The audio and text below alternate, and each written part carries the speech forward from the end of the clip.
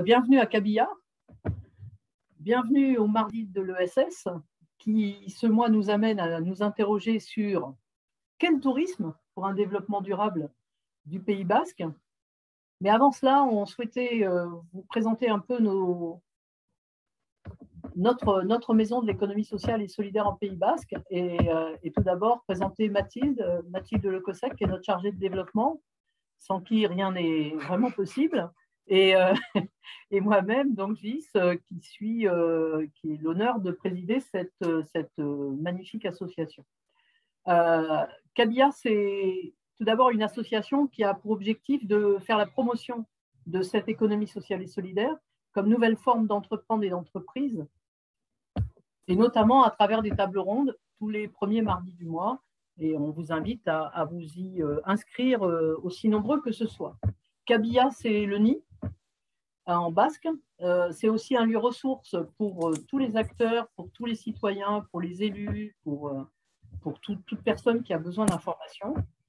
Et c'est la mise en œuvre aussi, et on y tient beaucoup, d'un observatoire qualitatif de ce qu'est cette économie sociale et solidaire sur le territoire. Par ailleurs, et pour finir cette intro, on prépare ensemble en ce moment le mois de l'économie sociale et solidaire. Et compte tenu de ce qui s'est passé depuis 1 an et demi, vous avez peut-être entendu parler vaguement d'un Covid. On voudrait travailler on s'est dit qu'on allait travailler sur une thématique centrale qui est la quête de sens. Et on va la décliner sur trois grands temps forts et un quatrième qui sera plus lié à l'entreprise. Donc, cette thématique de la quête de sens, n'hésitez pas à vous rapprocher de notre site, sur notre site, pour prendre connaissance de tous ces rendez-vous. Et puis, vous pouvez même adhérer. C'est possible aussi. Alors, on va, pour rentrer dans le sujet, tout d'abord donc remercier les gens qui sont présents en visio, comme Richard Tarditz, qui est l'élu de Biarritz au tourisme. Ce n'est pas tous les noms, s'il y a des élus que je ne nomme pas, qui ne m'en veuillent pas, l'écran est tapissé de noms pour l'instant.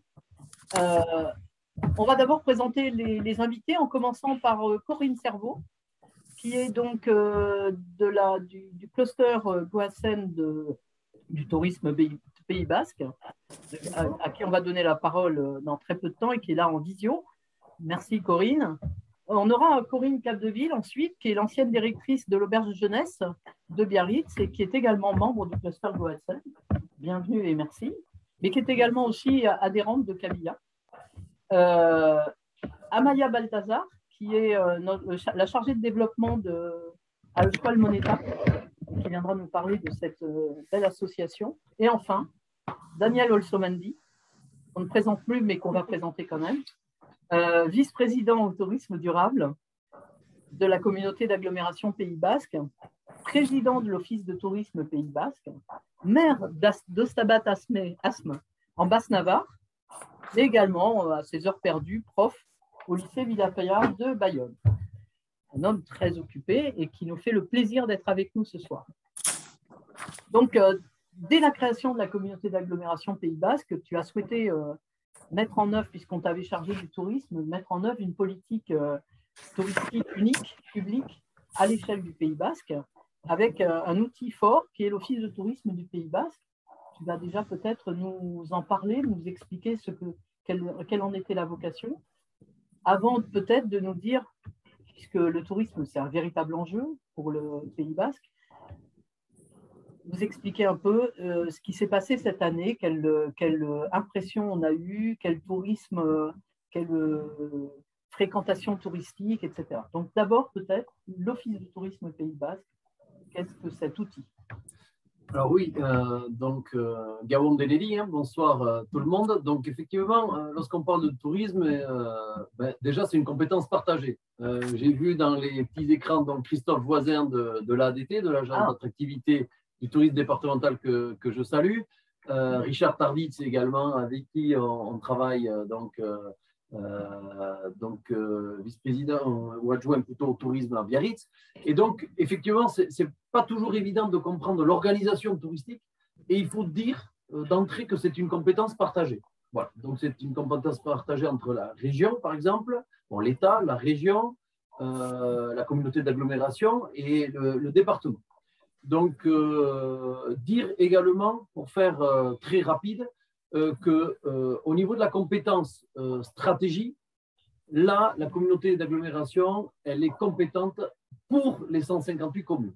Ça veut dire que la stratégie tourisme, j'en dirai deux mots tout à l'heure, la stratégie de tourisme du Pays Basque, effectivement, c'est la compétence de la communauté d'agglomération Pays Basque. Et aujourd'hui, elle s'inscrit dans le même tempo que le schéma stratégique tourisme du département et que, bien évidemment, on travaille main dans la main et que, dans le cadre du schéma stratégique tourisme départemental, il y aura une partie schéma stratégique tourisme Pays Basque qui sera bien évidemment le maire. Je préfère le dire d'entrée. Et schéma d'ailleurs qui a commencé, mais on en parlera tout à l'heure. Donc sur la stratégie, la communauté d'agglomération est compétente pour les 158 communes.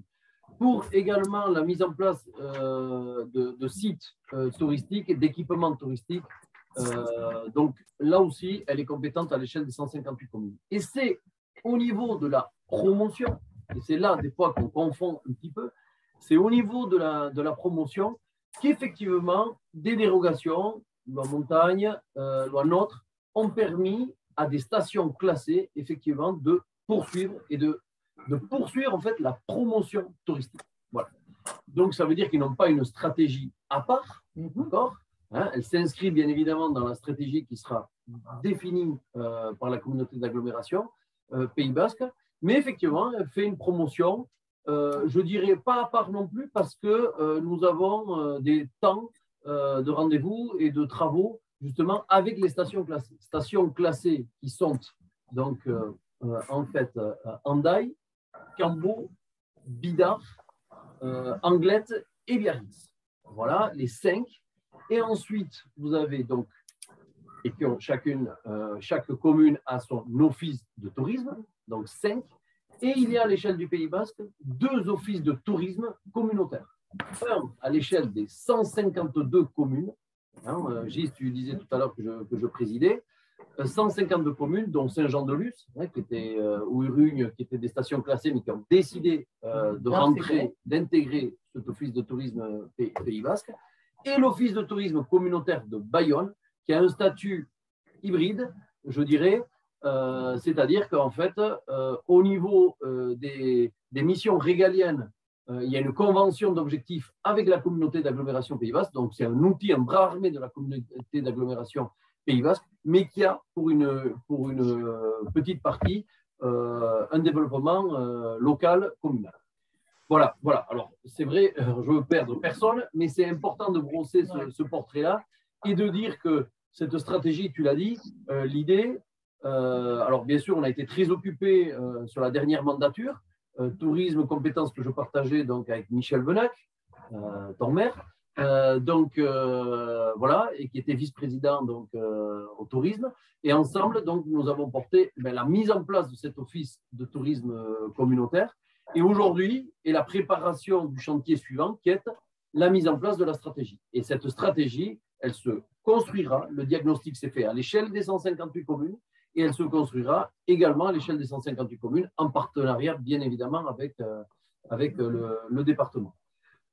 Donc, c'est ça qui est important. Et c'est cet office de tourisme, donc des 158, qui permet aujourd'hui, non, l'office, les 158 communes, la partie tourisme de la communauté d'agglomération Pays Basque, en termes de chiffres et par exemple du tourisme, de la fréquentation touristique et du tourisme ressenti cette année, par exemple, est-ce que c'est analysé au niveau des 158, des 152 plus 5?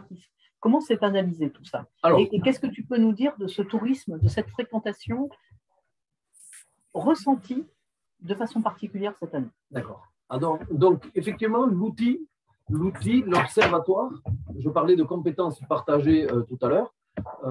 Donc, ce qu'on a, je parlais de travail collaboratif également avec la ADT départementale. Donc, l'observatoire, aujourd'hui, l'ingénierie de l'observatoire est à la ADT. Et nous participons au financement, par exemple, des outils type Fluvision, ça rentrait dans la technique, mais qui permettent de pouvoir voir, en fait, quels sont les flux au niveau de notre territoire Pays Basque. D'accord ? Au niveau du territoire Pays Basque. Et donc, c'est comme ça qu'effectivement, vous avez régulièrement, chaque mois, l'ADT qui fait un compte rendu effectivement de cette observation. Et pour la saison estivale, même si j'aime pas faire de bilan sur 2 mois, parce qu'on essaie de sortir de nos têtes une période notamment estivale et touristique, ben, c'est bien plus large, mais on a un petit peu cet héritage culturel de considérer que beaucoup de choses se passent en juillet-août.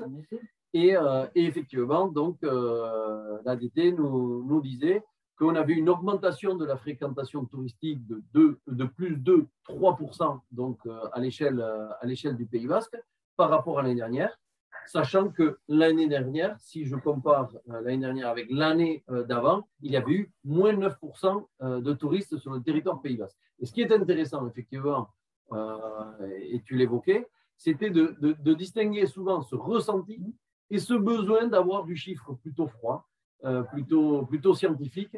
Et l'année dernière, par exemple, on a eu moins de touristes et on a eu le sentiment d'une surfréquentation du territoire. Voilà. Aujourd'hui, et Christophe pourrait amener des précisions, parce qu'il y a eu les habitants du Pays Basque sont restés au Pays Basque, voilà, et donc un sentiment effectivement que tous les espaces étaient surfréquentés.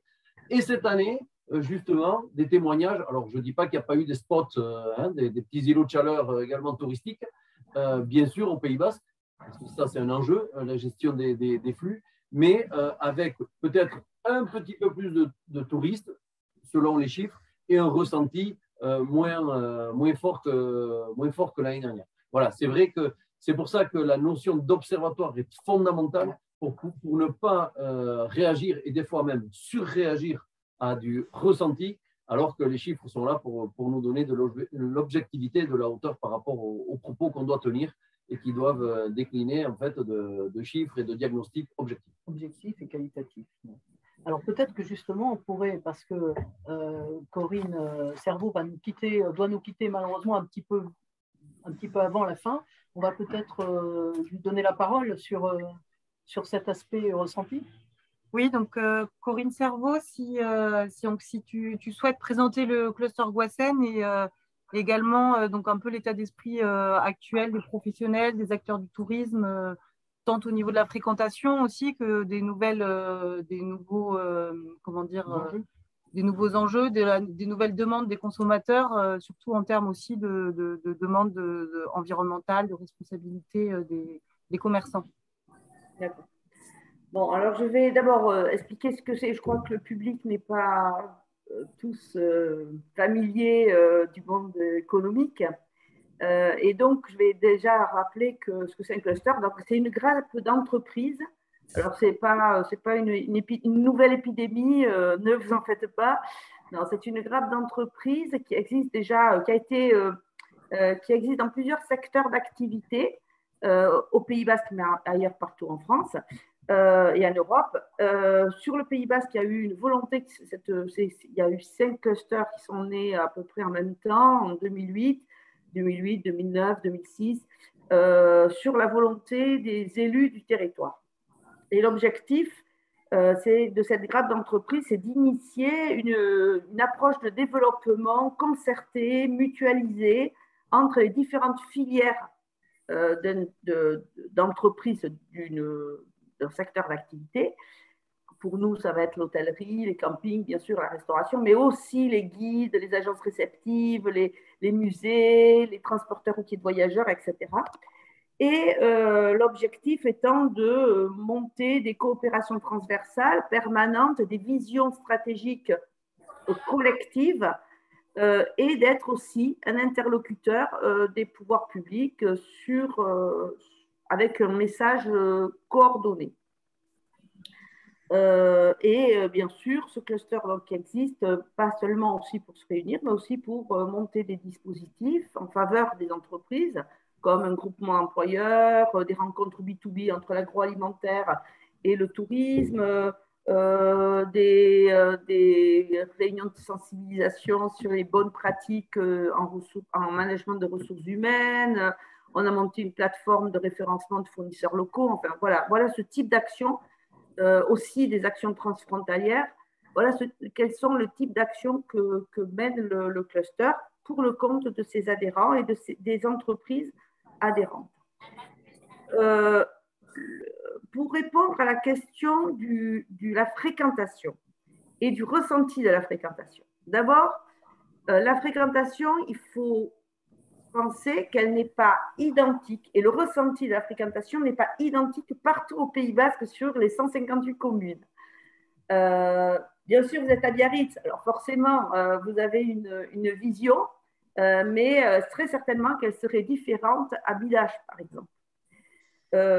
Et quand on parle de fréquentation, on parle de fréquentation sur un territoire, mais dans cette fréquentation, elle est composée de qui, cette fréquentation? C'est ça qui est important. D'abord, il faut savoir que pratiquement un client, un touriste sur deux, c'est-à-dire quelqu'un qui dort sur le territoire, n'est pas dans de l'hébergement de type hôtel, camping, résidence de tourisme. Il est chez des parents, des amis, des résidences secondaires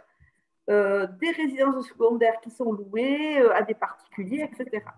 Donc, ça veut dire que derrière tout ça, il n'y a pas que des entreprises, il y a aussi de la population locale qui bénéficie de cette fréquentation touristique ou qui, en tout cas, devient hébergeur de touristes. Il y a aussi des excursionnistes.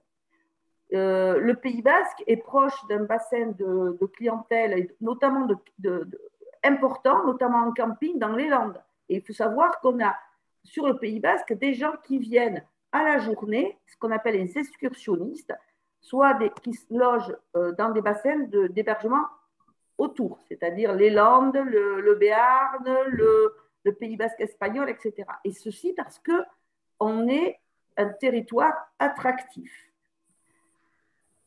Et puis, il y a, comme disait très bien Daniel Olsomendi, la population locale qui fréquente aussi les sites touristiques, les lieux d'espace de loisirs, etc. Donc, cette impression de surfréquentation touristique, il faut la prendre en compte de façon, comment dire, l'étudier, on va dire, et mesurer ce que l'on vit dans la surfréquentation touristique. Parce que, je vous dis encore, derrière, il y a d'autres enjeux. Et dans les enjeux, il y a aussi, on pourrait, enfin, la façon dont vous avez amené le débat était très certainement avec une volonté provocatrice, mais était sur les conséquences négatives du tourisme.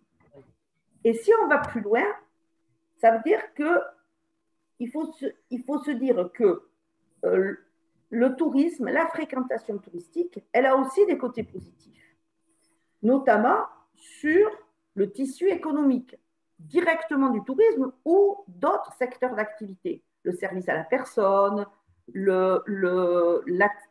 l'agriculture, l'attractivité du territoire pour l'importation d'entreprises exogènes qui viendraient s'implanter en industrie ou dans d'autres secteurs d'activité, en digital, des entreprises de pointe, qui vont venir s'intéresser au Pays Basque pour s'implanter parce qu'il y a une attractivité importante. Donc, il faut prendre l'attractivité et la fréquentation touristique avec en étudiant tous les enjeux, on va dire, et tous les bénéfices aussi, le côté positif aussi, notamment sur l'emploi. La fréquentation, le tourisme marchand sur le Pays Basque, c'est à peu près 9000 emplois. C'est à peu près 10% de l'emploi du Pays Basque, ce qui n'est pas neutre. C'est donc un secteur d'activité qui est pourvoyeur d'emplois. Et encore, je parle des emplois directs, on ne parle pas des emplois induits. L'autre question qu'il faut prendre en compte, c'est la question du vivre ensemble. C'est-à-dire que si on est une clientèle touriste, une destination touristique, comment on gère le vivre ensemble? Quand on parle de surfréquentation touristique, c'est derrière, c'est pas le fait qu'il y ait plus de monde qui viennent au Pays Basque qui pose un problème, c'est l'impression que cette surfréquentation, elle vient en, comment dire, en opposition avec le bien vivre ensemble des gens locaux. Et c'est ça qu'il faut étudier, c'est ces enjeux qu'il faut étudier, ces défis qu'il faut relever, identifier, mettre un discours qui s'appuie sur des réalités et non pas des impressions, des ressentis. Et puis derrière, mettre en place les stratégies, ce qui est en train d'être travaillé actuellement, mais il y a eu déjà d'autres schémas de développement touristique antérieurs qui ont fait qu'on arrive aussi à cette situation. Avec une stratégie qui est validée collectivement, qui hiérarchise les plans d'action et derrière, qu'on assume collectivement et qu'on évalue de façon régulière pour savoir si ces plans d'action peuvent être modifiés ou pas. Et je me permets juste par rapport aux impressions et aux réalités au niveau du tourisme, il y a quand même des réalités environnementales et des conséquences environnementales qui sont pas seulement des impressions, mais bien des réalités. Et au niveau pollution, qualité des eaux de baignade, etc., qui ne sont pas à 100% de la responsabilité des acteurs, mais les acteurs du tourisme doivent aussi prendre en compte ces changements, que ce soit des consommateurs, mais aussi des changements climatiques. Et est-ce qu'il y a une mutation aussi au niveau du secteur et des entreprises pour prendre en compte ces nouveaux enjeux et les intégrer en fait dans leur développement économique? Alors, qui fait partie de l'écosystème touristique? L'écosystème touristique, c'est à peu près au Pays Basque 2700 entreprises. 95% de ces entreprises ont moins de 5 salariés. Est-ce que c'est de la responsabilité d'une entreprise de moins de 5 salariés de porter les enjeux environnementaux de tout un territoire? Est-ce que c'est... Le tourisme, c'est comme je disais tout à l'heure, c'est une activité de l'offre. L'attractivité d'un territoire, elle dépend de l'offre. Mais de l'offre, pas seulement de l'offre d'hébergement. Quand on pense qu'il y a un touriste sur deux qui vient chez des habitants ou dans des résidences secondaires, ça veut dire que la part des entreprises, elle n'est pas unique. C'est aussi une offre de transport. Alors ça, c'est voilà. C'est une offre culturelle, c'est une offre de politique d'aménagement, c'est une offre d'hébergement, de logement. Quand on prend des politiques de logement, il faut faire derrière, il y a des conséquences sur la fréquentation touristique. C'est en ça qu'on souhaitait débattre. Et effectivement, mais de façon évidente, comme tu le dis, il y a des enjeux et c'est important de voir justement quels sont les enjeux parce que même si la présentation était un petit peu provocatrice volontairement pour faire naître le débat, il est clair que l'enjeu aujourd'hui du territoire, c'est bien de prendre conscience que ce développement touristique qui est indispensable au territoire doit se faire de façon régulée et canalisée ou réfléchie en amont pour éviter les conséquences qui pourraient être déplorables pour le Pays Basque, que ce soit les conséquences pour le foncier qui aujourd'hui explose à tout niveau, c'est-à-dire qui empêche certaines entreprises de venir s'implanter parce que le foncier est trop cher, qui empêche certaines personnes ici de pouvoir se loger parce que le foncier, l'habitat devient incohérent par rapport aux revenus moyens des personnes Et donc, la question qu'on a envie de poser justement à Daniel Olsomendi, c'est quels sont, par rapport à ces enjeux, quel est le poids de la politique publique? Parce que ce que tu dis, c'est qu'effectivement, les acteurs seuls ne peuvent pas, et surtout quand ce sont des entreprises de moins de 5 salariés, elles peuvent difficilement. Mais par contre, la question peut être posée, et elle est posée aujourd'hui, et tout le monde peut s'en emparer. Je veux dire, personne ne peut faire l'économie, que ce soit le SCO tout à l'heure ou que ce soit toi, Daniel, pour la partie politique. Que peux-tu oui, nous dire de ça? Je crois que Corinne nous a bien montré l'imbrication en fait, des différentes politiques publiques. Et c'est vrai, le tourisme, ce n'est pas une politique publique à part entière, ou en tout cas, on ne peut pas fonctionner en silo. S'il y a bien de la transversalité, c'est bien dans cette politique publique. Alors, j'en fais un peu la promotion peut-être, mais et vous l'avez dit, pas de politique touristique sans parler de politique de l'habitat, pas de politique touristique sans parler de la mobilité, pas de politique touristique sans parler des enjeux environnementaux et pas de politique publique sans parler effectivement de l'aspect culturel, accueil, formation, etc. et place de l'habitant dans le dispositif.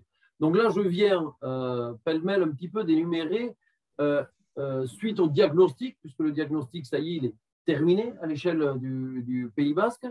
Et aujourd'hui, suite au diagnostic, le 6 octobre, donc j'annonce, on va avoir la première réunion de lancement de la phase 2 en ce qui concerne le Pays Basque. Avec le département, on continue à travailler, mais le 6, on aura des ateliers concernant le Pays Basque. Et on va faire un premier atelier où justement on va rappeler les grands enjeux que nous avons partagés au niveau du diagnostic. Et ils sont ceux-là. C'est-à-dire que c'est effectivement un grand enjeu au niveau de l'hébergement de l'habitat. Voilà, c'est clair. Là-dessus, politique touristique et politique de l'habitat doivent être main dans la main, c'est-à-dire qu'ils ne doivent faire qu'un, ils s'embrassent, littéralement. Et là, on parlera probablement tout à l'heure, pas plus tard que cet après-midi, on avait une réunion avec les 24 communes des stations classées par rapport au règlement des autorisations de changement d'usage des meublés touristiques. Deuxième grand enjeu, c'est celui de la mobilité, bien évidemment, sachant qu'au passage, puisqu'on évoquait le développement durable, on évoquait le climat, savoir qu'en macro, 77% des gaz à effet de serre émis par la politique touristique ou par le tourisme est lié à la mobilité. Voilà, donc on voit bien l'importance. Ensuite, un troisième, je dirais, volet, c'est vraiment celui de l'environnement au sens large. Donc là-dessus, bien sûr, politique des déchets, politique de l'assainissement, donc forcément le cycle de l'eau, politique de la montagne. On va en parler aussi, comment l'année dernière, on a été tous surpris par ce qui s'est passé en montagne et le niveau d'incivilité, etc., et la pédagogie qui reste à faire. Donc, forcément, ces milieux-là, des milieux littoraux aussi, parce qu'il y a de l'incivilité et des codes qui sont méconnus également dans le monde littoral. Bien évidemment, ces espaces naturels, ils doivent être au cœur du tourisme durable et de notre politique touristique. Et un quatrième volet qui est plutôt celui, on va dire, de l'accueil au sens large, c'est-à-dire qu'est-ce que la politique de l'offre, tout à l'heure évoquée par Corinne, qu'est-ce que le territoire partage? Je dirais que le territoire ne crée rien pour le touriste. On ne crée rien d'artificiel. On structure notre territoire, un territoire que nous aussi nous pratiquons en tant qu'habitants de ce territoire et que nous partageons avec tous ceux qui ont la curiosité de venir partager notre territoire, découvrir notre territoire au niveau patrimonial, culturel, a été dit, agricole, bien évidemment, ça aussi c'est extrêmement important. Comment je fais tout ce lien, comment je fais que quand j'accueille, c'est notre territoire qu'on fait comprendre, on fait de la promotion territoriale au sens de je fais comprendre le fonctionnement de ce territoire, et aujourd'hui il y a plein de partenaires autour, l'AFCO, etc. Comment je fais comprendre le territoire, je partage un bout de ce que je suis, comme j'aimerais moi, connaître le territoire lorsque je vais ailleurs en vacances.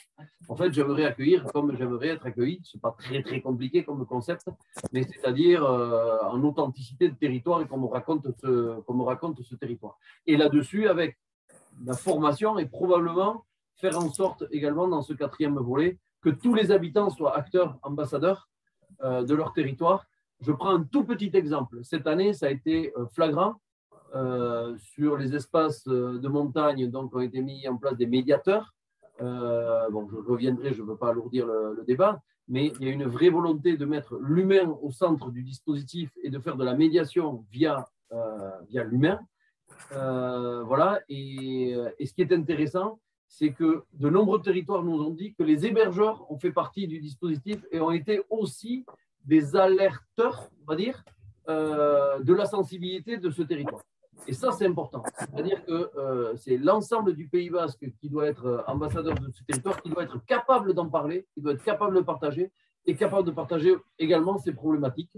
Et donc, du coup, je crois qu'à ce moment-là, effectivement, le visiteur qui vient sur le territoire, il est plus à même de le comprendre et de comprendre tous ces enjeux. Voilà un petit peu les enjeux. Bien évidemment, on les évoquera dans nos ateliers, etc.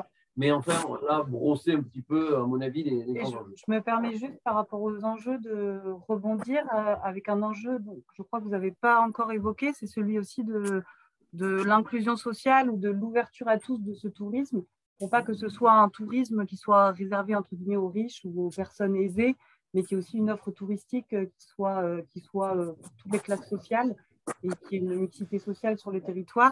Et du coup, je vais laisser la parole à Corinne Capdeville avec sa casquette d'ancienne directrice de l'auberge de jeunesse de Biarritz qui va nous parler de tourisme solidaire et nous expliquer déjà qu'est-ce que cela signifie. Alors moi, je ne parle pas essentiellement de tourisme solidaire, je parle de tourisme social et solidaire. Donc, c'est-à-dire un tourisme à destination d'un territoire en termes de développement, faire la rencontre avec les habitants, parce que nous, c'est quand même ce qu'on a porté sur les auberges. En fait, on ne se contente pas d'accueillir des gens qui étaient là de passage, et souvent des gens qui avaient peu de moyens, ou en tout cas qui ne recherchaient pas une offre touristique de haut niveau. Ils voulaient juste un hébergement. La chambre partagée pouvait convenir. Je pense à des marcheurs de Saint-Jacques, je pense à des gens sur la Vélodyssée, je pense à des jeunes travailleurs en recherche de logement, à des étudiants peu fortunés qui avaient juste besoin en fait, de poser leurs affaires à un endroit. Mais chez nous, en fait, ils venaient aussi chercher autre chose. C'est-à-dire qu'à un moment donné, il faut générer cette rencontre avec le territoire. On ne peut pas être juste de passage. Et moi, je crois vraiment qu'aujourd'hui, on ne peut plus être un touriste consommateur. C'est le travail de tous les acteurs du tourisme, l'hébergement, en l'occurrence, que j'ai représenté, on avait un peu œuvré dans ce sens-là. Il faut qu'ils soient vraiment consommateurs. C'est-à-dire que quand ils arrivent chez nous, comme le disait Daniel, il faut effectivement qu'il y ait vraiment cette prise de conscience de où on met les pieds et quels en sont les codes, en fait. Mais pour ça, il faut encore que nous, qui accueillons, on soit en capacité de les donner, ces codes. Donc nous, on avait, par exemple, mis en place des choses autour de l'environnement, de l'océan aussi. Alors, à travers des publics qui sont des adultes, mais qui peuvent être aussi des enfants. Parce qu'on a accueilli des classes découvertes, en fait, qu'on a fait découvertes, autour de projets environnementaux, mais aussi autour, on a eu des étudiants, parce qu'on a un territoire très riche autour de l'agriculture. Et l'idée, c'était vraiment de leur faire comprendre et de leur faire toucher du doigt, en fait, leur impact et qu'est-ce qu'ils pouvaient éventuellement compenser à partir du moment où ils venaient sur notre territoire. Qu'est-ce que, ne serait-ce qu'à l'intérieur de l'auberge, comment on arrivait peut-être à essayer de compenser un peu leur séjour, en fait. Alors évidemment, hein, ça passe par travailler avec des fournisseurs un peu plus verts, on va dire. Enfin, il y a tout locaux. Voilà, locaux, ça c'est une évidence. Hein. C'est vrai qu'on a beaucoup développé les circuits courts. Après, travailler aussi avec vraiment des opérateurs qui portaient un peu ces messages-là aussi. On a beaucoup travaillé avec Surfrider sur tout ce qui était sur l'océan. Ça peut être avec la Water Family aussi. Mais on a aussi travaillé avec des structures comme le CPIE qui sont plus sur l'environnement de façon globale. Alors, c'est vrai qu'aujourd'hui, on sent que ce tourisme-là, il est un peu mis à mal puisque on se rend bien compte qu'il y a des structures, soit qui sont transformées, des structures de tourisme social pur et dur, hein, qui sont transformées, ou alors qui disparaissent. Et c'est vrai qu'aujourd'hui, il y a peu de projets qui vont dans ce sens-là. Et on se retrouve peut-être avec un territoire aujourd'hui qui va répondre de plus en plus difficilement à ce genre de clientèle, en fait. Clientèle plus aisée ou Alors, je ne peux pas dire plus aisée, mais en tout cas, qu'il y a un autre type de recherche de vacances. Parce que ça peut être le prix, mais moi, j'avais aussi des gens qui avaient vraiment les moyens, mais qui venaient chercher la quête de sens. Exactement. Ils étaient plus à la recherche de la rencontre, de l'échange, de la... Donc voilà, il faut après peut-être se poser la question de comment on remet aussi un peu au cœur du... Il y a un changement de tourisme au même titre qu'il y a un changement de tourisme. Oui, en tout cas, de structures touristiques qui, on le voit bien, hein, qui disparaissent assez facilement, somme toute. Mais là, il y a plusieurs projets qui vont à nouveau s'inscrire sur le territoire et on ne perçoit pas cette fibre un peu sociale, en fait, d'accueil du plus grand nombre et on ne répond pas, effectivement, au droit aux vacances pour tous, en fait.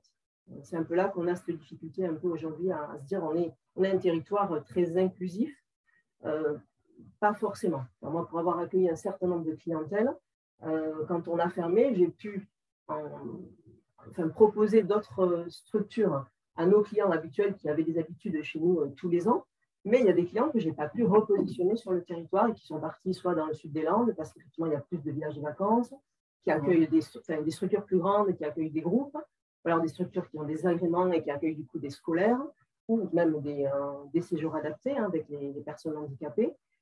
Donc voilà, c'est vrai qu'il faut peut-être aussi qu'on se pose ce questionnement du tourisme social, du devenir du tourisme social sur ce territoire. Et aujourd'hui, voilà. Et des jeunes qui venaient travailler sur le territoire de façon un peu estivale et qui trouvaient des hébergements peu chers à l'époque et qui aujourd'hui, c'est peut-être une des conséquences, c'est peut-être effectivement le manque en termes d'emploi cette année, une difficulté qu'ont ressenti les restaurateurs en particulier à avoir du monde à embaucher parce qu'effectivement, plus de solutions peut-être moins chères en termes d'habitat. Difficulté peut-être à se loger pour ces publics qui sont pas des touristes à 100%. C'est ça. On avait effectivement ces clientèles de jeunes, voilà, exactement, qui avaient fait le choix peut-être de prendre des jobs à mi-temps, des choses comme ça, et du coup qui étaient en séjour sur des structures d'hébergement de tourisme social, qui leur permettaient effectivement, et qui avaient une moitié travail, une moitié loisir. Donc effectivement aujourd'hui, ces clientèles-là, on les retrouve plus ou moins sur le territoire.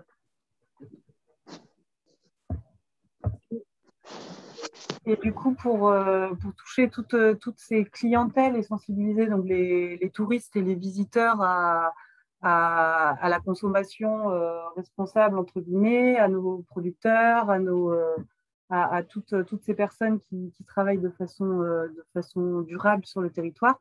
Donc, je vais laisser la parole à Maya Balthazar de Schkalmoneta qui va nous présenter le guide Vacances en Eusko qui avait été lancé en 2019, il me semble, par l'association.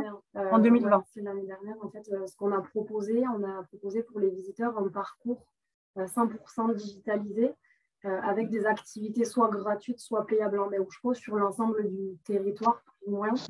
On a essayé en fait d'orienter les touristes et les visiteurs vers un tourisme un peu participatif pour contrebalancer un petit peu le tourisme de masse qui a tendance à se développer en fait avec les années.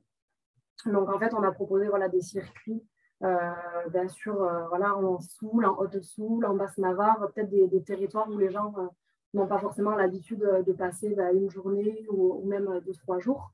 Et en fait, notre idée, c'était de sensibiliser les visiteurs, les gens qui sont de passage, la notion de monnaie locale et du coup, plus largement aussi à tout un domaine de l'économie sociale et solidaire.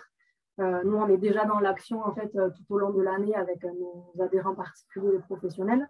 Voilà, on a vraiment un réseau qui grandit de plus en plus. On a 1200 professionnels, 3000 adhérents particuliers qui font vivre l'Eusko tous les jours au quotidien. Et c'est vrai qu'en fait, avec un pilier de l'économie qui est le tourisme, il fallait proposer une alternative en fait, d'économie durable en fait, pour ces touristes-là. Et en fait, c'est pour ça qu'on a essayé de leur proposer une offre qui soit adaptée en fait, aux valeurs qu'on essaye de véhiculer. Donc, ça peut être forcément un moyen pour les touristes d'aller chercher des activités un peu plus originales, disons, favoriser la vente directe dans les fermes, aller voir ce qu'un produit raconte, voir l'histoire, les gens qui vont travailler pour parvenir à réaliser un produit et à le transformer. C'est plus intéressant pour le touriste d'aller chercher une histoire à travers un produit, c'est beaucoup plus intéressant aussi pour le producteur voilà, qui va avoir son produit final dans les mains du client, qui du coup va avoir des marges aussi peut-être plus intéressantes que si c'était vendu dans des boutiques à droite à gauche. D'essayer de gérer les flux aussi, de faire en sorte que les gens ne soient pas forcément que sur le littoral, mais aillent un petit peu dans les terres. Voilà, même s'il faut faire 20 km pour aller acheter son fromage, sur la route, on va trouver des endroits assez sympas, on va rencontrer des personnes, on va avoir des endroits un peu moins fréquentés. Donc, c'est essayer vraiment de mettre en avant toutes les jolies petites choses qu'on peut faire un petit peu partout. Ça, c'est intéressant du coup pour les touristes. Et après, pour nous aussi, c'est intéressant dans un sens beaucoup plus large de stratégie de développement de la monnaie locale et de l'ESS sur le territoire. Ça va être d'intégrer, sur un terme un petit peu plus long, d'intégrer toute une filière en fait, économique dans la monnaie locale. Certes, on va toucher les touristes, mais en fait, avec les touristes, on va aussi toucher les professionnels du tourisme, les campings, les hôtels, certaines activités qui jusque-là ne voyaient pas leurs clients utilisateurs de la monnaie locale et qui ne se sentaient pas forcément concernés par la circulation de la monnaie locale. Si on leur dit, voilà, ça y est, maintenant, vos clients vont pouvoir utiliser la monnaie locale, ça permet d'intégrer tous ces professionnels-là dans le circuit économique. Et derrière, voilà, de mettre en avant des professionnels qui vont partager ces valeurs-là, travailler avec des circuits courts et faire circuler cette économie locale-là et peut-être changer certaines consommations. Est-ce que vous avez travaillé peut-être avec des entreprises qui sont dans le cluster Goassen, ou est-ce que cette initiative peut être intéressante pour des entreprises de moins de salariés aussi du cluster Goassen qui n'ont pas forcément… Et comment c'est perçu d'ailleurs? Comment c'est perçu par les… Est-ce que le SCO, qui aujourd'hui représente, tu disais, Amaya, 1200 professionnels, comment c'est perçu par les professionnels? Alors, d'abord, depuis longtemps maintenant, on travaille avec… on a fait déjà des speed dating où on a fait rencontrer le SCO et enfin, l'association Eshkol Moneta avec les professionnels du tourisme. On fait des petits déjeuners en fait où on parle d'un sujet, et là en l'occurrence la question était les circuits courts et l'impact local du tourisme. Et donc Dante était venu présenter en fait Eshkol Moneta. Il faut savoir que beaucoup de bureaux de change de l'ESCO sont dans des cafés, dans des restaurants, dans des hôtels. Et donc, ils sont bureaux de change, et certains, et les offices de tourisme, mais aussi certains hôtels, vendent des enveloppes, des kits de vacances en ESCO à des touristes. Alors, je ne sais pas le nombre exact, peut-être qu'on Maya pourra nous le dire, mais je sais que ça avait été initié en ce sens-là. Donc, c'est plutôt bien. Après, concernant le lien tourisme-restaurant avec les agriculteurs, le cluster Oustartou, qui est le cluster de l'agroalimentaire, et le cluster Goassen, mais aussi la Bolchen Gambara, on travaille ensemble depuis 4 ou 5 ans sur des rencontres B2B entre les professionnels du tourisme et les producteurs qui sont prêts à vendre à des entreprises et pour écouler leur production dans un milieu professionnel. Il faut savoir que tout le monde ne peut pas le faire, hein. Il faut quand même avoir un certain débit, être organisé, les livraisons, etc. Donc, mais on a une quarantaine d'exposants qui participent au Salon Diateco, et on a monté un petit site internet en commun pour leur donner de la visibilité auprès des entreprises de la restauration notamment, ou de l'hébergement pour les petits déjeuners, pour les produits de petit déjeuner.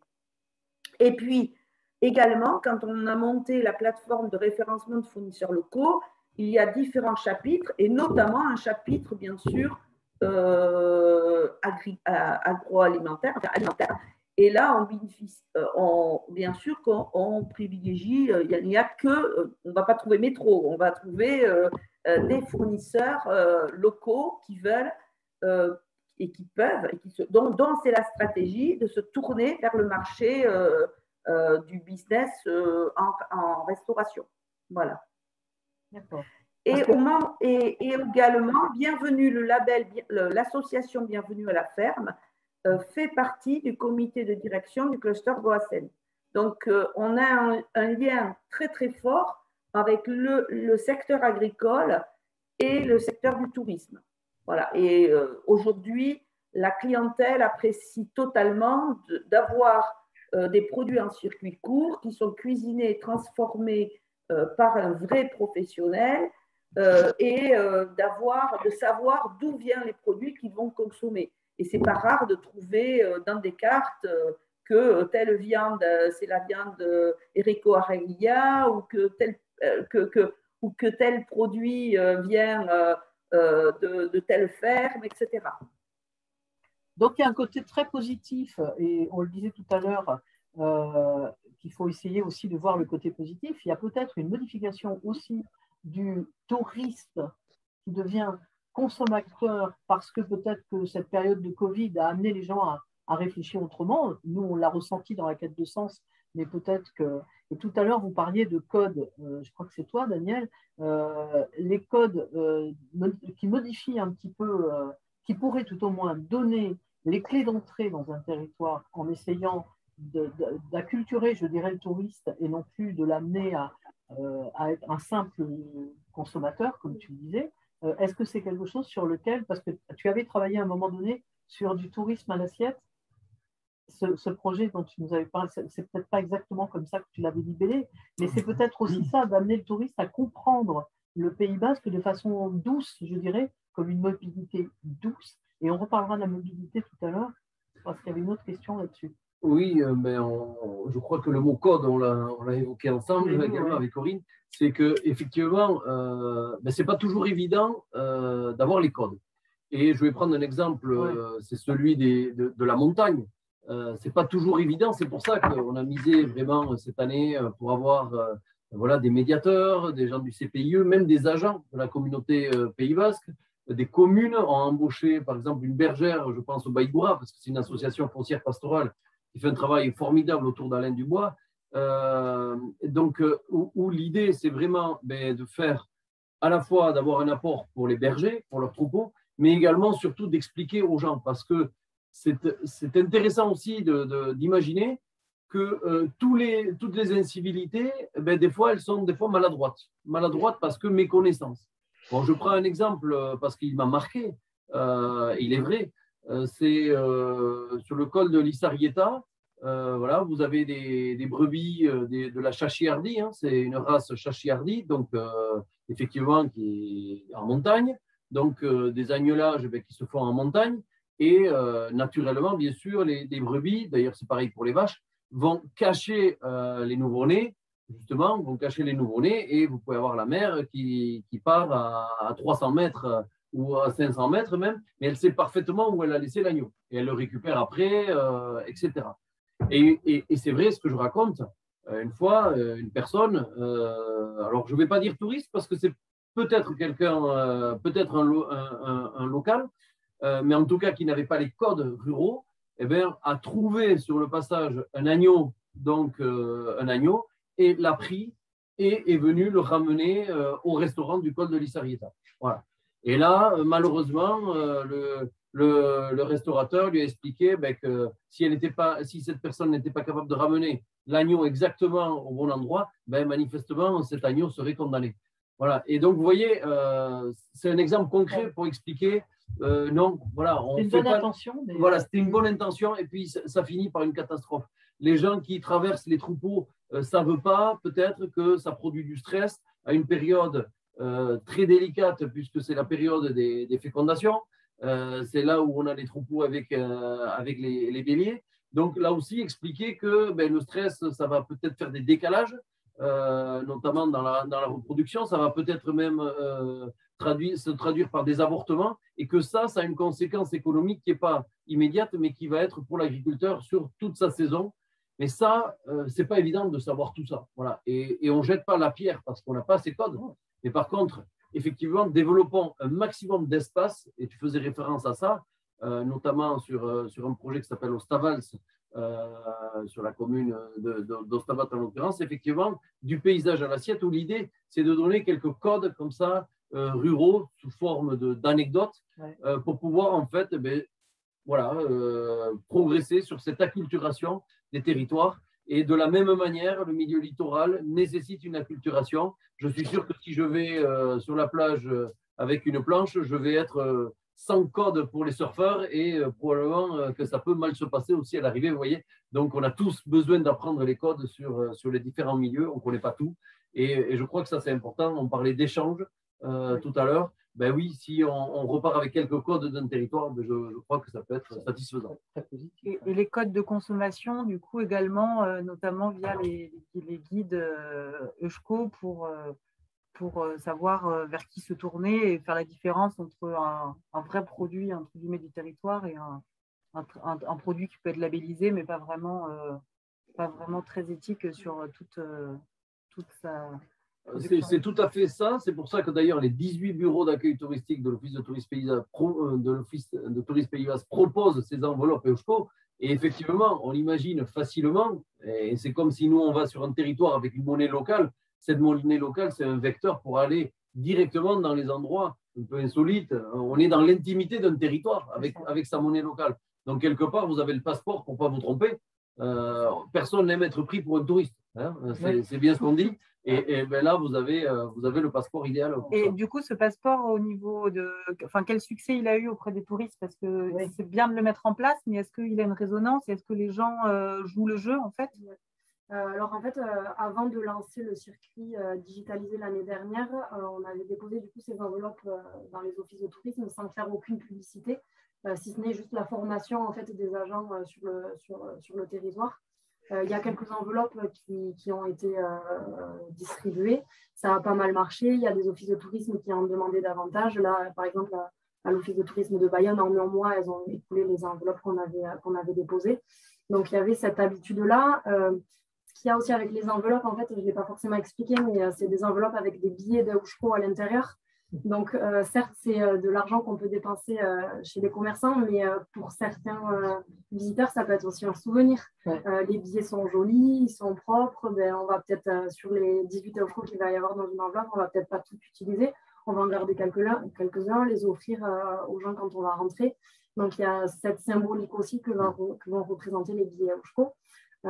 Et après, pour le parcours digitalisé, l'année dernière, on avait des personnes de l'équipe, des stagiaires notamment, qui étaient en fait des bénévoles qui étaient sur le terrain aux offices de tourisme pour essayer de sensibiliser les visiteurs sur vacances en EuSCO. Donc, on avait eu quelques ouvertures de compte grâce à cette présence sur le terrain. Après, pour cette année, on n'a pas fait le bilan, donc je ne sais pas forcément où on en est. Mais on n'avait pas forcément remis de coup de pouce là-dessus. Donc, je ne sais pas forcément le retour qu'on peut en avoir de cette année. Mais voilà, petit à petit, je suis persuadée que si les gens reviennent d'une année sur l'autre, à force d'entendre parler de tout ça, ils vont comprendre que c'est leur rôle à jouer aussi en tant que touriste, de respecter le territoire, de respecter son économie et de laisser une trace, en fait, de s'emparer de ce territoire. Donc, voilà, ça va prendre du temps. Hein, c'est l'EuSCO, la monnaie locale en général. Ça va s'adresser à une petite partie de la population. Il faut quand même être sensibilisé sur le sujet. Mais si on est patient et si on fait le travail bien et que voilà, les gens sur le terrain sont aussi motivés, il y a vraiment moyen de faire des choses assez intéressantes dans les années à venir. Et surtout avec le Covid aussi, je pense que ça a pas mal accentué l'intérêt pour ce genre de projet. Oui. Corinne, surtout, tu nous fais signe au moment, enfin, parce que c'est plutôt toi qui vas intervenir avant de nous quitter, comme je sais que tu dois partir, je ne sais pas si c'est maintenant ou pas. Attention, ton micro est fermé. Voilà. Oui, alors justement, j'attendais la fin de l'intervention pour vous dire qu'il est 7 heures et que je devrais partir bientôt. C'est ce qu'il y a une dernière question? Alors, il y a peut-être, alors là pour le coup, peut-être que parmi les personnes qui sont en visio et qui assistent, peut-être qu'il y a une question. On va prendre rapidement. Si quelqu'un veut poser une question, il ouvre son micro et il pose la question à Corinne avant qu'elle ne nous quitte. A priori, pour l'instant, non. Donc, on va vraiment sincèrement te remercier, Corinne, de cet éclairage sur le cluster Goassen, sur le cluster déjà, sur Goassen, et puis sur ta vision intéressante de ne pas être sur ce prisme négatif et qu'il faut effectivement essayer, et on va rebondir là-dessus, bien évidemment, dans la suite de nos échanges. Mais merci beaucoup d'avoir participé à ce débat. Merci de nous avoir invités. Bonne soirée. Au revoir. Au revoir. Donc, on pourrait continuer sur le SCO. Moi, je rebondis sur quelque chose qu'a dit Corinne tout à l'heure et sur lequel j'aimerais qu'on parle, c'est de la mobilité. Et le SCO, c'est quand même aussi beaucoup sur l'intérieur du Pays basque. Pour que ce développement soit un développement durable, souple et bien vécu, est-ce qu'il ne serait pas envisageable de mettre en place de la mobilité douce pour tous ces touristes qui n'ont pas forcément les moyens d'avoir un véhicule? On ne souhaite pas non plus que les véhicules circulent trop parce qu'on le sait, c'est polluant. Est-ce que quelque chose est envisagé sur cet axe? Parce que les gens arrivent sur la côte la plupart du temps, et pour aller à l'intérieur du Pays basque et pour découvrir la montagne, ce n'est pas qu'ils ne le souhaitent pas, c'est que souvent, ils n'en ont pas les moyens techniques ou financiers. Est-ce que c'est quelque chose sur lequel vous réfléchissez aujourd'hui ou pas sur ce tourisme un peu plus… C'est un enjeu fondamental. Ça va être une question centrale lorsque j'évoquais tout à l'heure tourisme et mobilité. C'est une question centrale. Effectivement, je crois que c'est extrêmement important que notre réseau, tout à l'heure je disais, on ne crée rien pour les touristes, mais notre réseau est en train de s'étoffer. Je crois que cette marque Chic Chac, voilà, qui résonne dans nos têtes, allons sur le site internet et on voit que le réseau est beaucoup plus ramifié qu'on ne le croit. Beaucoup plus ramifié qu'on ne le croit, et ça c'est extrêmement important parce que je rappelle un élément du diagnostic. Donc, plus de 55% des gens qui arrivent au Pays basque souhaitent ne plus prendre la voiture de tout le séjour. Donc, c'est clair. Là-dessus, et en plus, on a toutes les clés. Je prends un exemple concret. On peut tout à fait arriver en mobilité par le train, etc., sur la côte. Et on peut, par les réseaux aujourd'hui, par le bus qui existe, qui irrigue quand même aussi l'intérieur du Pays basque, complètement aller en Basse-Navarre, faire du slow tourisme, faire un bout du chemin Jacquère sur 2-3 jours. Demain, probablement avec une offre de vélo plus importante parce que c'est une demande croissante. Le Pays basque intérieur a une carte à jouer sur le slow tourisme. C'est ce partage-là sur le terrain sans les nuisances. Et c'est ça qui est intéressant, c'est qu'on a des territoires qui sont capables d'accueillir et on sait ce qu'il ne faut pas faire. On sait ce qu'on ne veut pas. En tout cas, les territoires sont capables de dire ce qu'ils ne veulent pas et ce qu'ils veulent, donc forcément. Et on voit bien là, par exemple, que ce qui manque, c'est ça. C'est cette offre-là. Alors après, on est en train de se structurer. Le syndicat des mobilités fait un travail remarquable. Je prends un exemple concret cet été. Pour la première fois, il y a une navette de Tardets jusqu'à Larot. Une fois de plus, qui n'a pas été mise en place que pour le tourisme, mais au contraire, c'était une offre supplémentaire pour les habitants de Larot, récupérer la ligne à Tardets et pourquoi pas venir également sur Bayonne.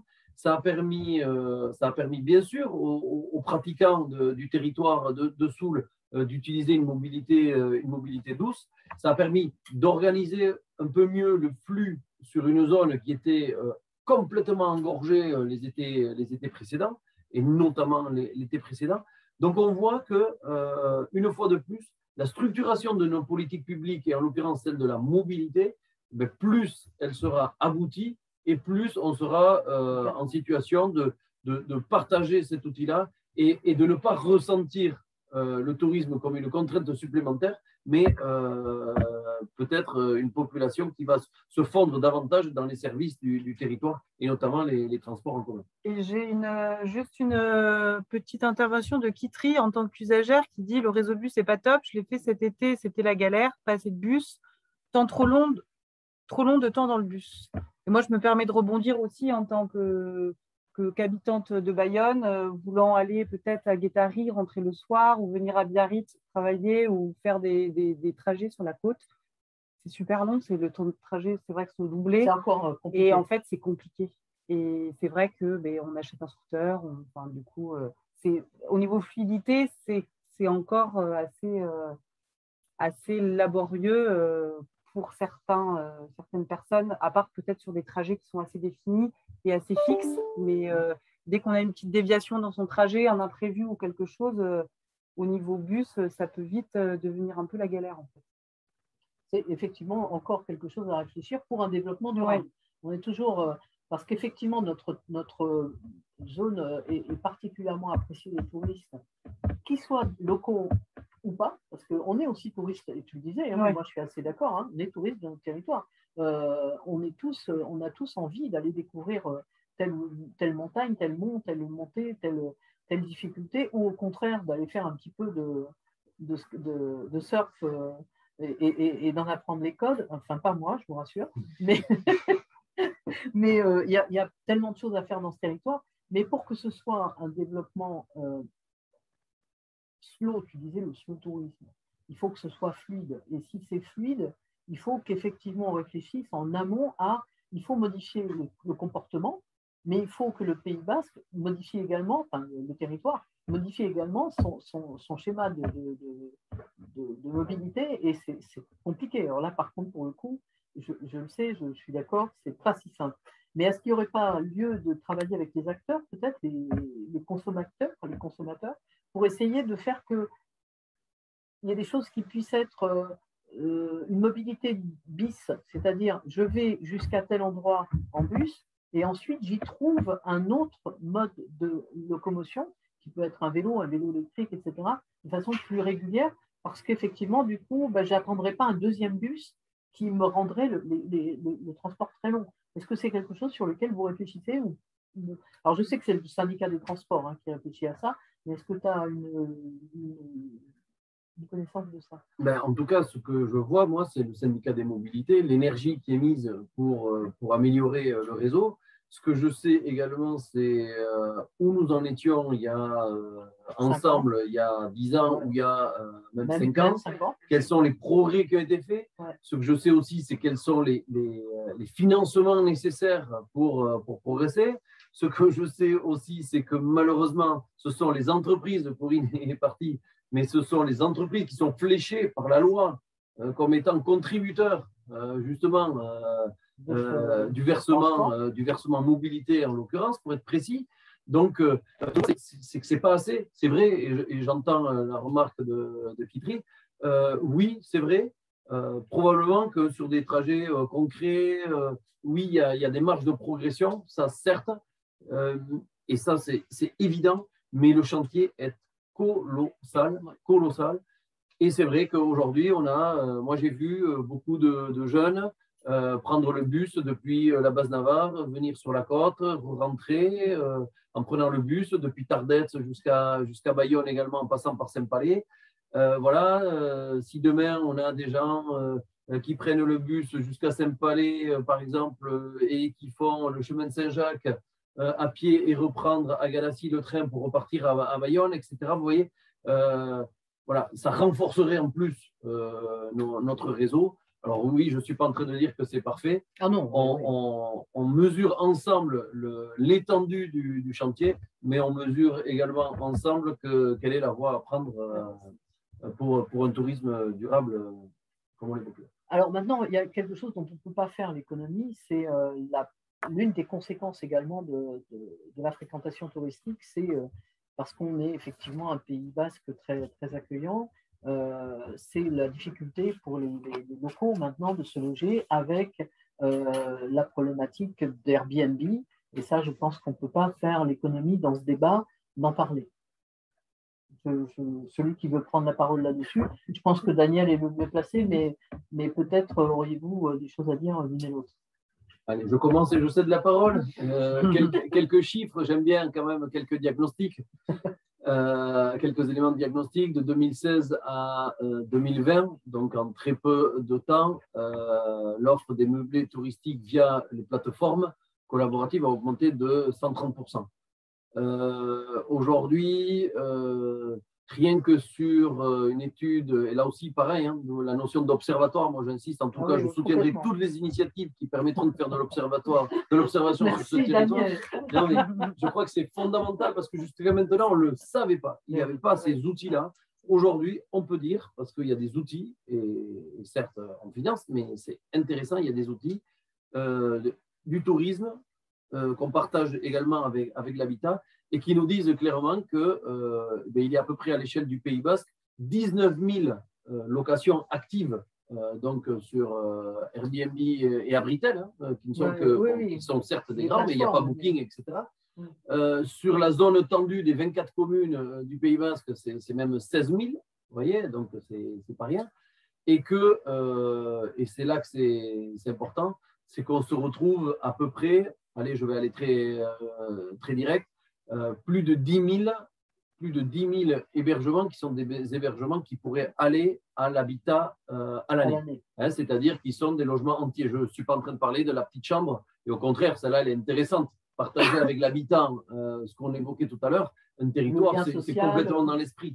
Mais par contre, avoir des investisseurs qui aujourd'hui ont une fiscalité plus intéressante parce qu'ils sont locataires de meublés de tourisme que locataires à l'année, effectivement, ça, c'est problématique. Et aujourd'hui, il y a danger parce qu'on le voit bien, 11 000, enfin plus de 10 000, plus de 10 000 hébergements aujourd'hui, c'est colossal sur cette zone-là, extrêmement tendue. Et aujourd'hui, je le dis très clairement, on travaille main dans la main avec la politique de l'habitat et il est hors de question que la politique touristique favorise l'exclusion des habitants. L'hébergement, l'habitat, il doit être bien évidemment prioritaire et il est sacré et il est à destination des habitants du Pays Basque. Et ensuite, ben oui, on peut accueillir, si on peut accueillir, mais en tout cas, on ne va pas exclure les habitants et ça, c'est extrêmement important. Et aujourd'hui, ça passe par un renforcement, notamment du règlement d'autorisation de changement d'usage des meublés touristiques, ce à quoi travaille la communauté d'agglomération Pays Basque. Une première phase avait été mise en place auprès des personnes physiques, hein, il n'y avait pas les personnes morales, les SCI, etc. n'étaient pas concernées. Alors, effectivement, ben voilà, c'est une mise en place, mais une mise en place quand même commune à l'échelle du Pays Basque, et ça aussi, c'était quand même historique. Et aujourd'hui, nous sommes en train de travailler sur la deuxième brique, je dirais, de la fusée, au deuxième étage, justement pour contraindre davantage et voir comment c'est possible. Bon, techniquement, bien évidemment, mais également construire ça en co-construction avec les communes, parce que sur une même commune, lorsqu'on commence à avoir une analyse fine, tous les quartiers ne sont pas concernés de la même manière, les règlements doivent être adaptés, doivent être au plus juste des territoires.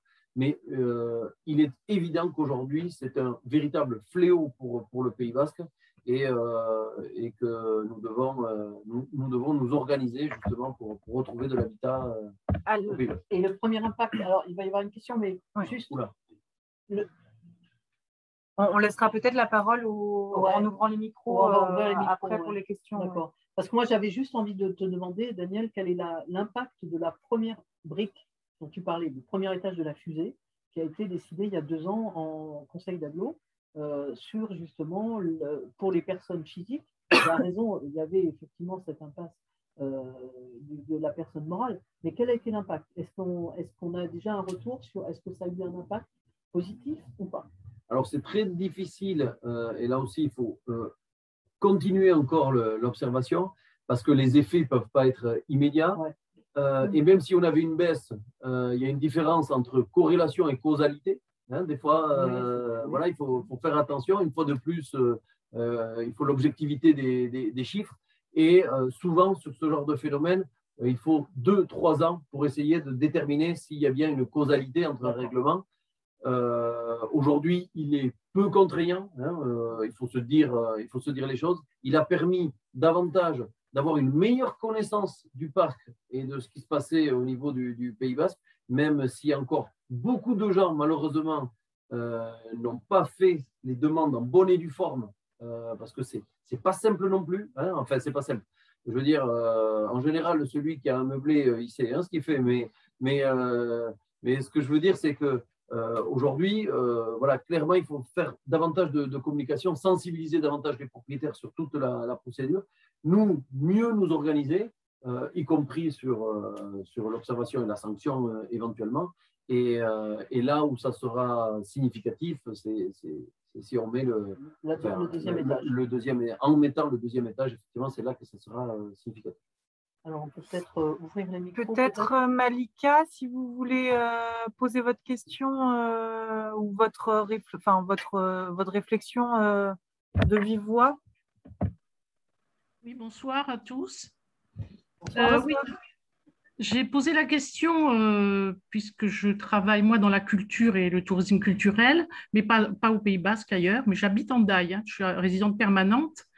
Et je m'interroge, parce que je connais très bien la Côte d'Azur, d'où je suis un peu originaire et j'ai beaucoup travaillé, pourquoi la saison ici, avec un pays aussi magnifique et un climat très souvent plus intéressant que la Méditerranée, pourquoi une saison touristique aussi réduite?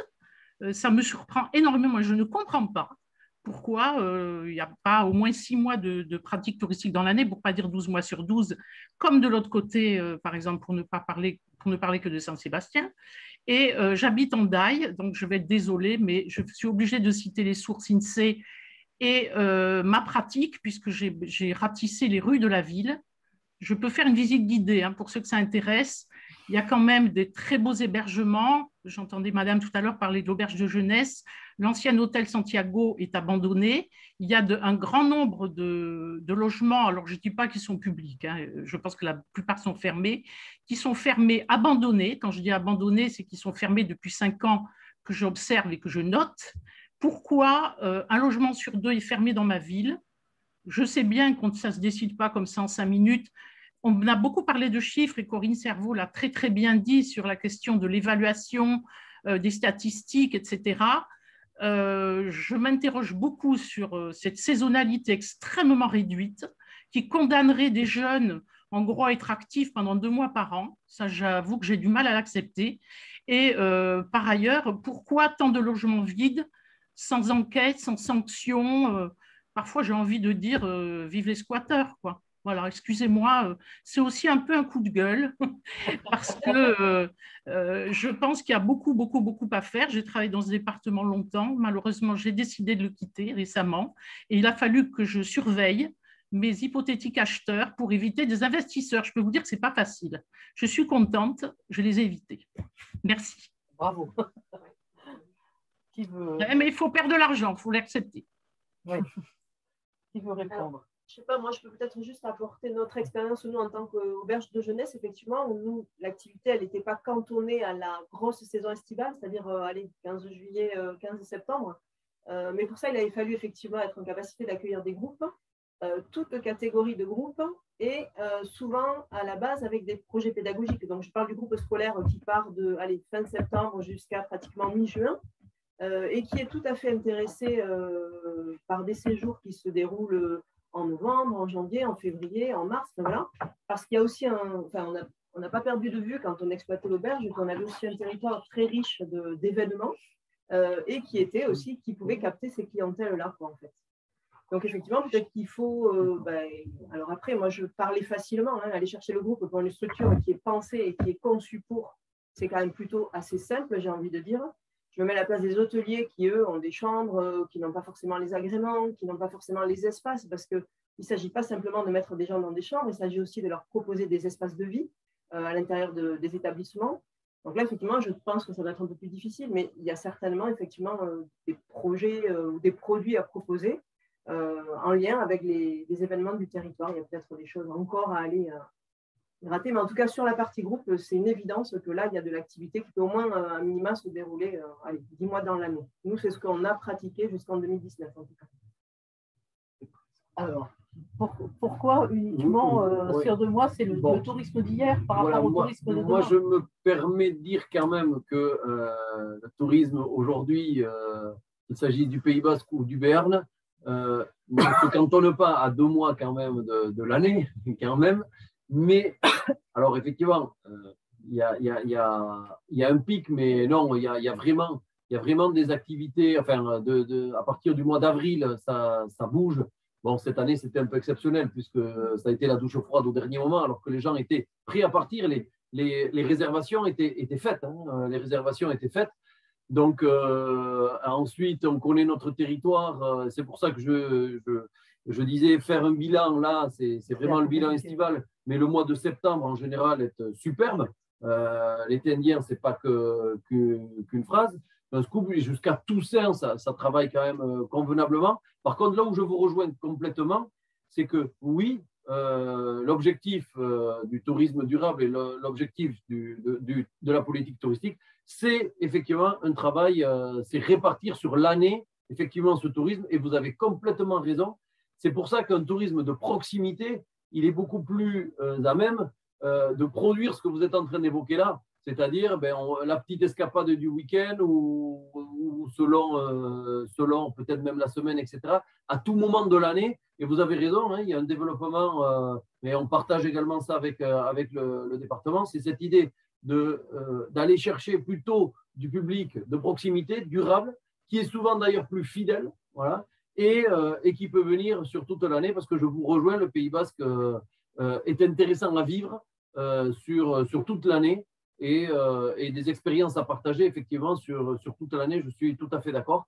On hérite également quand même, vous avez raison, hein, sur certaines zones et certains professionnels, on hérite aussi de pratiques où en peu de temps, l'activité suffisait pour passer l'année. Il faut qu'on se dise aussi un peu les choses. Donc là quand même, moi j'observe sur ces dernières années, voilà, un développement quand même sur une plus grande partie de l'année que ce que vous évoquiez. Et ensuite, les logements vacants que vous évoquiez, là, c'est la politique de l'habitat qui est en train de travailler vraiment là-dessus. D'abord, pour avoir un diagnostic plus fin, parce que qu'est-ce qu'un logement vacant? Voilà, c'est la définition, c'est assez compliqué. C'est comme dans nos communes à l'intérieur du Pays Basque, des fois on nous dit oui, vous avez des logements vacants, oui, mais enfin, c'est des logements aussi où on peut pas vivre, tout simplement. Donc, bref, donc ça veut dire que oui, vous avez raison, il y a un vrai travail là-dessus. Et puis après, pour les squatteurs, là, je vous laisse, je vous laisse à vos réactions. C'était une demi-plaisanterie. On l'avait pris comme tel, rassurez-vous. Alors, pour l'économie, excusez-moi, pour l'économie sociale et solidaire, le tourisme, puisque je travaille pas mal avec des gens dans ces domaines-là, c'est effectivement ce qu'a dit Madame sur les infrastructures viables à l'année. J'ai fait quelques expériences cette année avec les Landes où je ne vais pas donner le nom de la station, tout était ouvert, il y avait un monde fou. J'arrive ici chez moi, tout était fermé, il n'y avait personne. Je sais bien qu'il y a des pratiques, etc. Mais je pense qu'il y a un gros coup de main à donner aux acteurs privés. Et c'est sans doute grâce à des institutions publiques, hein, comme votre office de tourisme pour le monsieur, ou pour l'ADT que je connais aussi très bien. Si ça ne vient pas d'en haut, cette exemplarité, avec chiffres à l'appui, hein, parce que moi je suis une inconditionnelle des statistiques, ce que je dis est vérifié. Hein. Les logements vides, c'est 1 sur 2 à Hendaye. Après la typologie, là je vais un peu vite, hein, vous m'en excuserez, mais c'est vrai qu'il y a cette incompréhension. Pour ma part, c'est parce que je compare les 2 bassins méditerranéens et ici, Côte d'Azur, hein, je ne parle pas du Languedoc, où je trouve qu'ici, la situation est bien plus favorable. Voilà. J'y ai amené ma part pendant presque 30 ans, si j'approche de la retraite. D'accord. Merci. On peut peut-être donner la parole à M. Voisin ou à M. Tarditz, qui ont peut-être, avant de… Il est parti, Michel. Alors, Monsieur Voisin, peut-être voulez-vous apporter un complément avant de donner la parole, je crois, à Delphine Taïeb, notre vice-présidente de CABIA, qui voulait également intervenir. Concernant les jeunes, oui. Concernant les jeunes. On vous écoute, Monsieur Voisin. Oui, merci.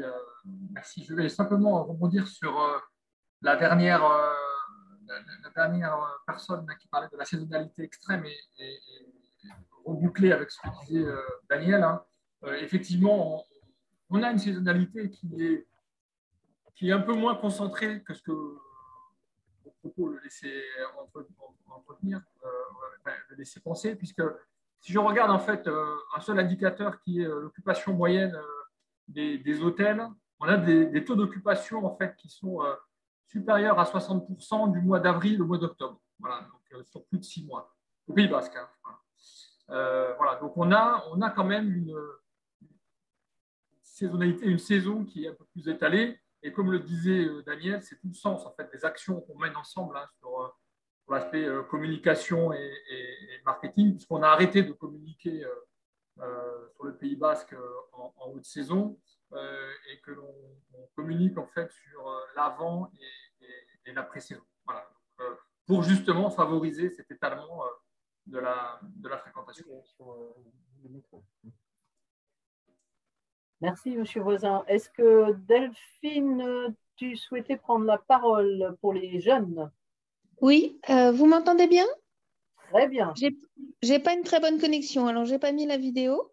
Oui, je voulais rebondir sur les logements vides à Hendaye parce que j'ai une double casquette. Je suis aussi directrice du foyer des jeunes travailleurs du Pays Basque. Donc, quand on me dit qu'il y a des logements vides, tout de suite, je me coupe. Voilà, je voulais simplement dire que si on envisage un tourisme solidaire et durable, il faut aussi penser la question de l'accueil des saisonniers. Parce qu'aujourd'hui, les jeunes ont de plus en plus de mal à se loger, et en particulier particulièrement pendant la saison estivale.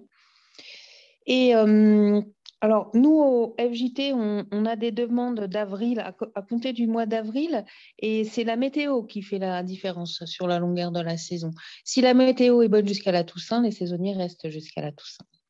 Et l'idée que je voulais mettre en avant, c'est celle qui consiste à penser à un hébergement pour les saisonniers avec peu d'emprise sur le sol et un mode de construction qui lui aussi est durable. Et je voulais juste citer le projet de Solia qui vise à inventer un village de saisonniers mobile, donc de type tiny house, qui pourrait loger des saisonniers l'hiver en montagne et des saisonniers sur la côte pendant l'été. Voilà. Bonne idée. Merci Solia. Et merci Delphine. Et merci Delphine, bien sûr. Est-ce que moi je vous invite aussi, enfin pour ceux, puisqu'on arrive vers la fin, Espace Tourisme et Loisirs a sorti un hors-série dont le titre est assez costaud, 1000 raisons de croire à un tourisme responsable, positif et joyeux.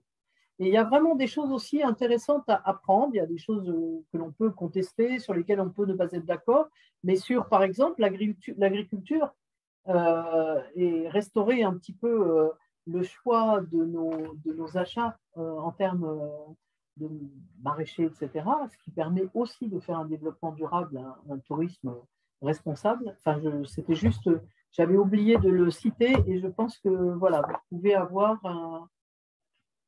des réponses aussi à des questions que l'on peut se poser. Ah, est-ce que, ouais, voilà, parfait. Est-ce qu'il y a d'autres questions? Tu avais d'autres questions, Mathilde, aussi? Non, mais plutôt s'il y a des participants. Oui, est-ce qu'on peut ouvrir les micros là? Si vous souhaitez poser des questions, c'est vraiment le moment. W2JVQ7. Bon, ça, c'est une boutade. Alors, non.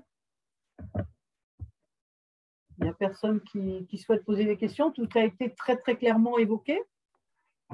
Mathieu Castin, j'ai une petite question. Ah, merci. J'ai creusé un petit peu. J'étais curieux de savoir si un bilan carbone avait déjà été réalisé au Pays Basque. Ah. Je sais que ce n'est pas facile d'en faire un et que ça coûte de l'argent, tout ça.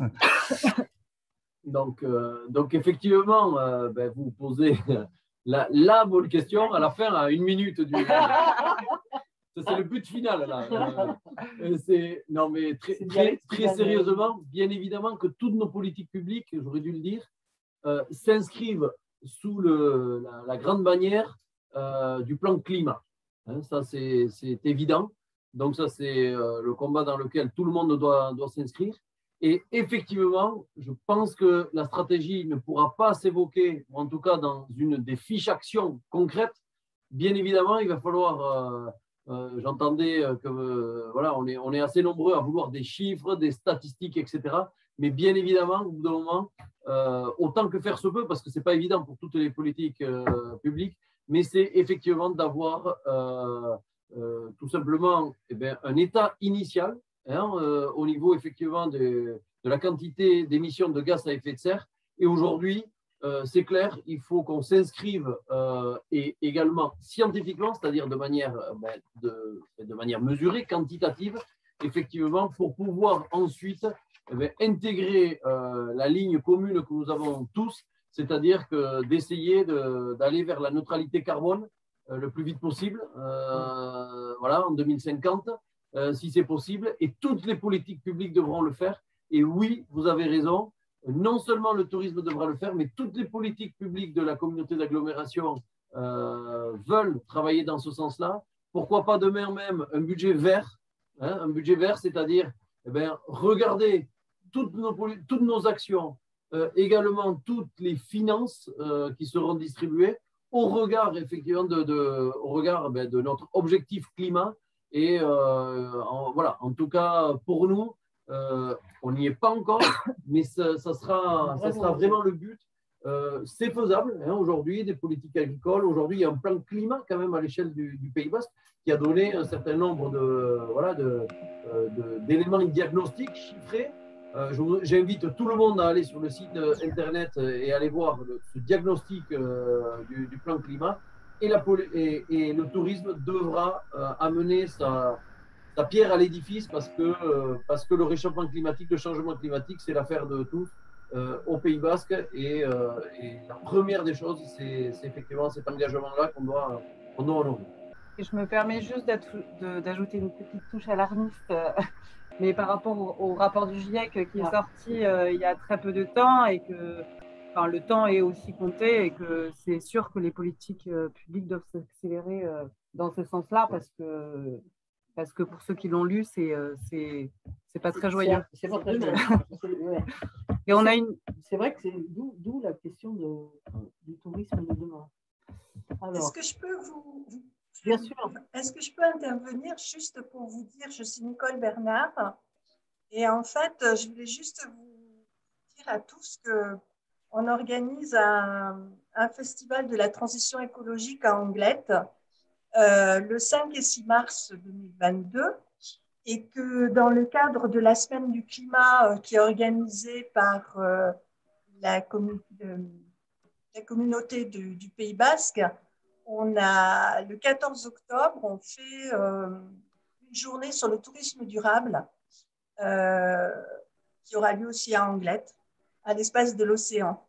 Donc là, on est en train de voir justement on est en train de monter notre dossier. Alors, voilà. Ce qui serait très bien, si vous voulez bien, c'est que vous transmettiez ces infos sur notre mail de contact de façon à ce qu'on le relaye. Avec plaisir. Parce qu'effectivement, c'est le genre d'information qui est utile.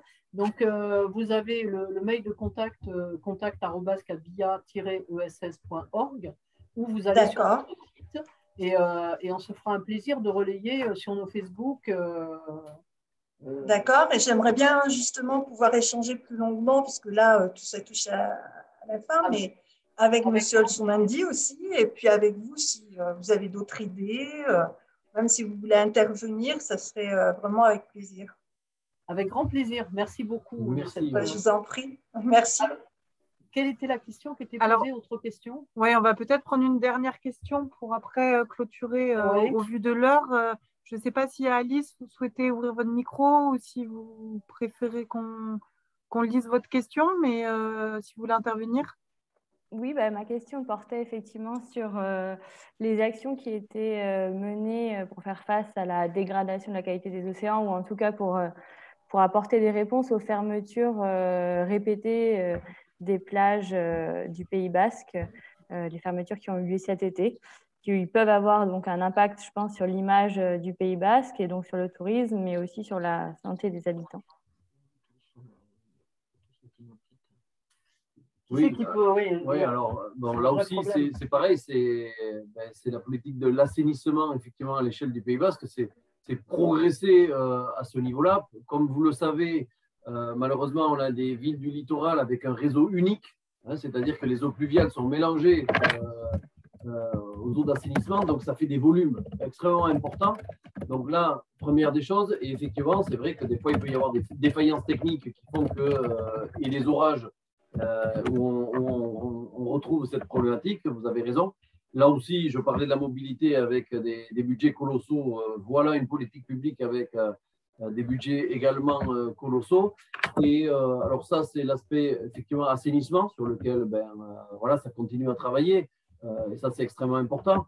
Et avec la politique de l'assainissement, on voit bien qu'il y a la politique également de l'aménagement du territoire. C'est ce que j'allais dire. Parce que l'augmentation du nombre de personnes sur une période très courte peut aussi avoir des incidences sur les stations d'épuration. Tout à fait. Et ensuite, le deuxième phénomène de cet été avec cette fameuse algue toxique, je sais que là-dessus, il y a un travail qui est réalisé avec les services de l'État d'ailleurs, pour là aussi avoir une analyse scientifique de la situation de cette algue, pourquoi, où,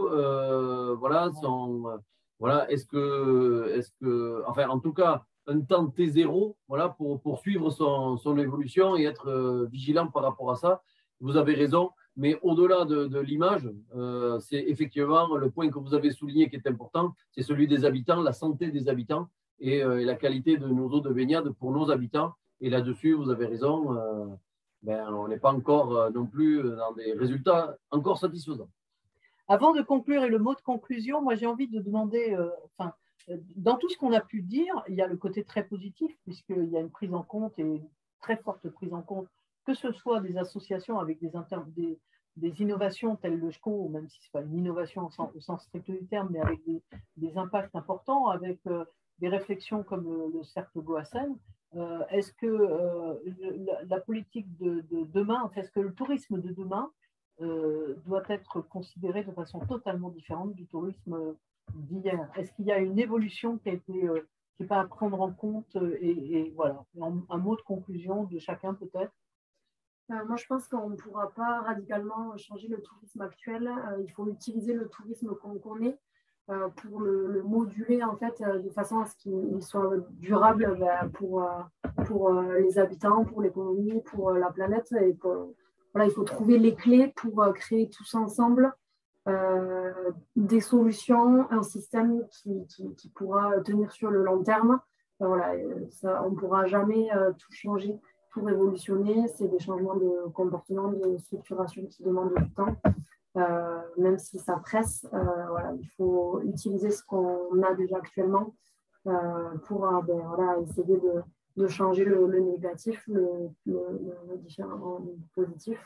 Il faut aussi continuer à avoir espoir, nous devons, parce que sinon on ne s'en sort pas. Mais ouais, je pense qu'il faut. Vous, c'est les clés. Ouais.